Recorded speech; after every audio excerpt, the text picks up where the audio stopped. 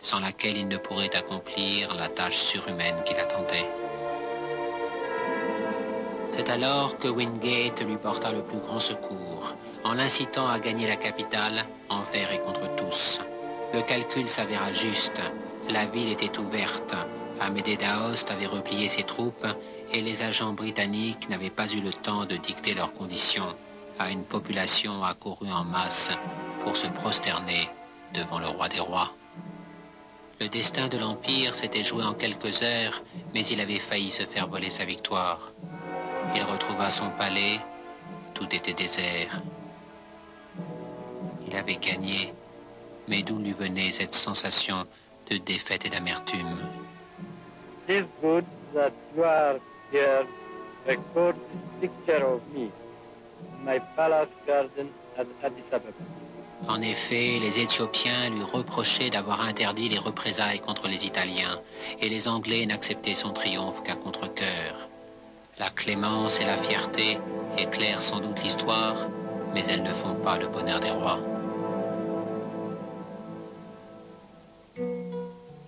Il attendait avec impatience le retour de sa femme, comme un gage personnel de la renaissance de l'Empire.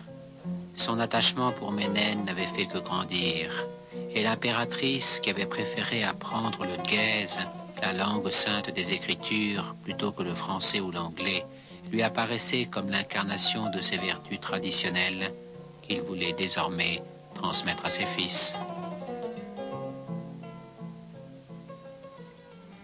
Car en effet, cette guerre sans chevalerie et sans pardon l'avait subtilement éloigné de l'Occident, et si la reddition d'Amédée d'Aoste lui avait paru digne de l'honneur militaire, il avait ressenti le sort misérable que lui réservèrent les Anglais comme une insulte à la noblesse d'un tel adversaire.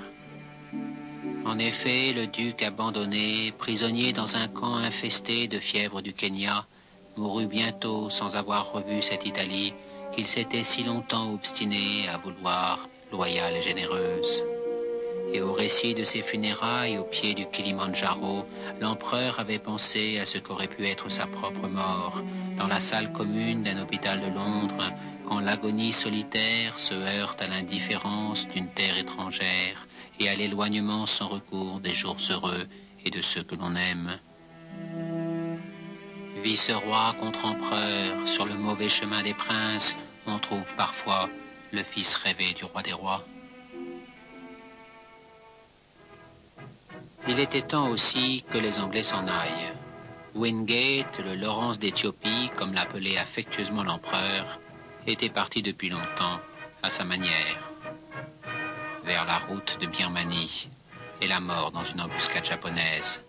Et sans lui, ses compagnons d'armes étaient devenus chaque jour plus arrogants. Mais enfin, Haïlé Sélassié savait les manœuvrer, et ses façons de procéder, insistantes et pleines d'égards, ne furent pas perdues pour tout le monde. Ainsi, Idriss Sénoussi se heurtait au même problème, trop embrassé par les Anglais qui lui avaient enfin permis de chasser les Italiens. Haïlé Sélassié le tenait pour un frère d'armes. Il lui prodigua ses conseils, et au fond du traité, Idriss trouva la couronne de Libye. À l'affût des premiers craquements des empires coloniaux, et se considérant avec raison comme un pionnier de la libération des peuples, l'évolution du monde ne l'inquiétait guère. Mais en même temps, quelque chose lui échappait, car il demeurait attaché à son exercice absolutiste du pouvoir et à cette sobre majesté des attitudes qui lui permettait de régner loin des passions partisanes. C'est ainsi qu'il joua serré pour s'emparer de l'Érythrée. Il avait comblé le vieux rêve de Ménélique, mais la nouvelle province, riche et plus moderne, ne cachait pas sa réticence. Ce n'était encore qu'un frôlement d'erreurs, vite étouffé par son fabuleux prestige international.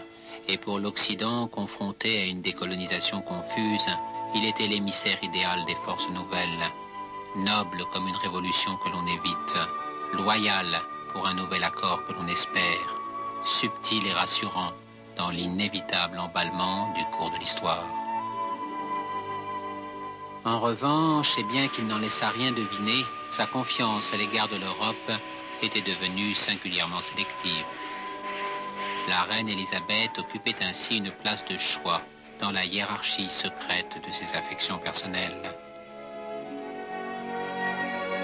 Et de même qu'il se souvenait de tous les torts, ceux de l'empereur et ceux des autres, il n'avait jamais oublié la lettre de Brighton. Et il éprouvait une tendresse filiale pour la jeune reine dont l'intelligence était au diapason de la sienne. Et puis la politesse raffinée de la vie politique anglaise, qui imposait à des ministres aussi formidables que Churchill ou Anthony Eden de se tenir respectueusement en rang et en retrait d'une jeune femme sans pouvoir, pour bien marquer l'humilité des hommes devant l'histoire, lui semblait délicieuse. En somme, depuis le discret message qui avait un jour éclairé son exil, c'était lui qui pensait le plus souvent à elle, au point de rêver à une monarchie semblable pour son empire, comme achèvement de toute son œuvre.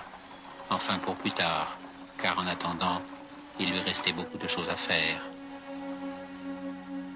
L'Amérique l'intéressait d'une manière différente. Au palais d'Addis Abeba, on projetait souvent des films d'Hollywood. Son goût de la technique et sa galanterie lui faisaient apprécier les caméras et les belles vedettes.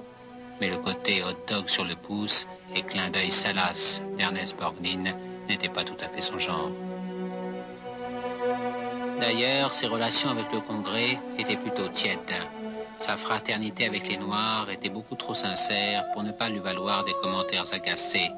Et si les sénateurs démocrates le voyaient comme un despote, il les soupçonnait d'être raciste. Or, lorsqu'il se rendait aux Nations Unies, rien n'aurait pu le détourner d'une de ses visites à Harlem, où il était accueilli comme le personnage qu'il pensait être, avec l'émotion affectueuse et familière que des fils d'Afrique portent à un père enfin retrouvé. La cour, cependant, continuait à présenter le spectacle d'un immuable protocole mystérieusement importé de Suède. Ce cousinage surréaliste